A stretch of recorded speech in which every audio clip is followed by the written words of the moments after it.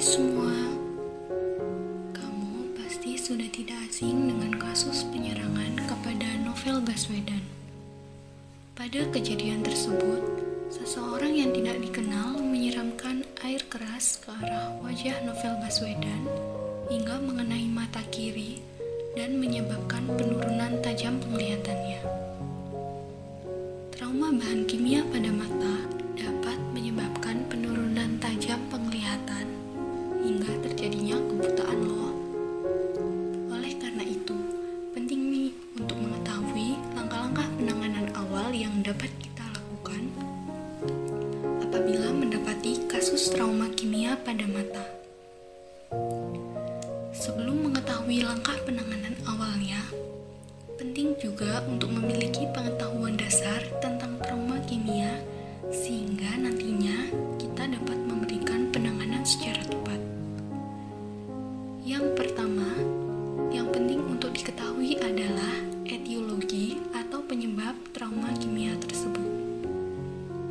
Apakah bahan kimia tersebut bersifat asam ataukah basa?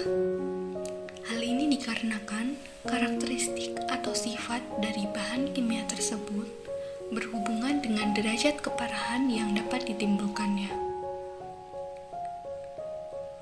Contohnya, bahan kimia yang bersifat basa biasanya memiliki karakteristik atau sifat cenderung untuk berpenetrasi atau masuk ke dalam jaringan mata secara lebih dalam dibandingkan bahan kimia yang bersifat asam. Contoh bahan kimia basa yang paling sering menyebabkan kerusakan pada mata karena efek penetrasinya yang cepat adalah amonia, natrium hidroksida, dan air kapur atau gamping.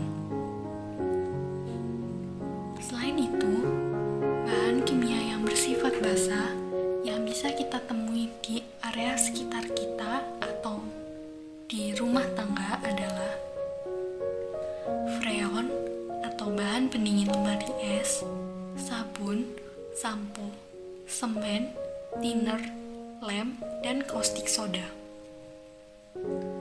Sedangkan bahan kimia yang bersifat asam adalah asam sulfat, air aki, asam sulfit, asam klorida, zat pemutih, dan asam asetat. Selain karakteristik atau sifat dari bahan kimia, derajat keparahan trauma bahan kimia juga tergantung dari luas area permukaan mata yang terkena, di mana semakin luas area mata yang terkena, maka efeknya juga akan semakin besar. Yang kedua, durasi paparan. Semakin lama durasi paparan, maka artinya semakin lama waktu kontak antara mata dengan bahan kimia, sehingga kemungkinan efek yang bisa terjadi juga akan semakin besar. Berdasarkan klasifikasi Roper-Hall, ada 4 derajat keparahan trauma bahan kimia pada mata, mulai dari derajat 1 hingga derajat 4. Derajat 1 merupakan derajat yang paling ringan, dan derajat 4 merupakan derajat yang paling berat. Klasifikasi ini didasarkan pada kondisi korneanya, apakah masih jernih ataukah tidak, dan juga apakah ada iskemi atau kerusakan jaringan pada area limbus. Limbus adalah daerah perbatasan antara kornea dengan sklera. Derajat keparahan ini nantinya akan berperan bagi seorang dokter untuk merencanakan terapi yang akan diberikan serta memberikan informasi kemungkinan prognosis atau kondisi pasien di kemudian hari. Keluhan yang mungkin dirasakan oleh seseorang yang mengalami trauma bahan kimia adalah mulai dari mata merah, mata bengkak, rasa mengganjal, terasa nyeri, penglihatannya buram, silau, atau sulit membuka mata. Nah, setelah memiliki beberapa informasi dasar tentang trauma bahan kimia, kita dapat dapat memberikan penanganan awal untuk orang dengan trauma bahan kimia dengan langkah-langkah sebagai berikut. Yang pertama, dengan melakukan irigasi. Irigasi ini bertujuan untuk meminimalkan durasi kontak antara mata dengan bahan kimia sehingga dapat meminimalkan derajat keparahan yang terjadi dan juga untuk menormalisasi pH mata sesegera mungkin.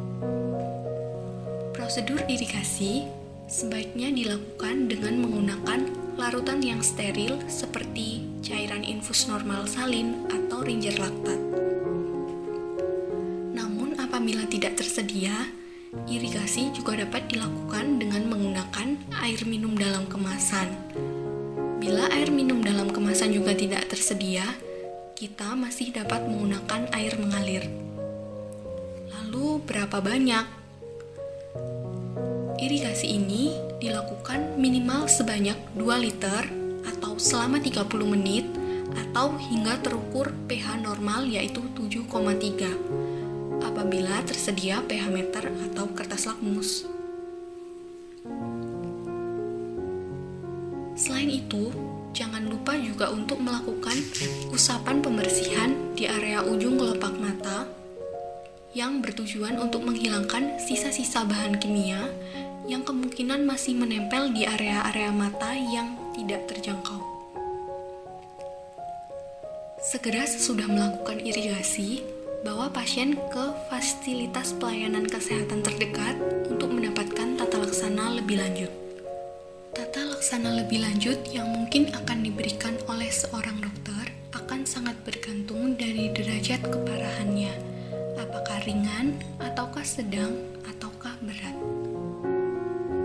Derajat keparahan yang berat atau komplikasi tertentu dapat terjadi apabila penanganan awal dilakukan secara tidak tepat. Oleh karena itu, penanganan awal yang tepat akan sangat membantu perbaikan kondisi pasien di kemudian hari dan juga untuk mencegah hal-hal yang tidak diinginkan terjadi. Nah, sekarang kamu tahu kan apa yang harus dilakukan apabila menemui seseorang yang mengalami trauma bahan kimia pada mata? Jangan lupa bilas dengan air dan segera bawa ke fasilitas pelayanan kesehatan terdekat ya.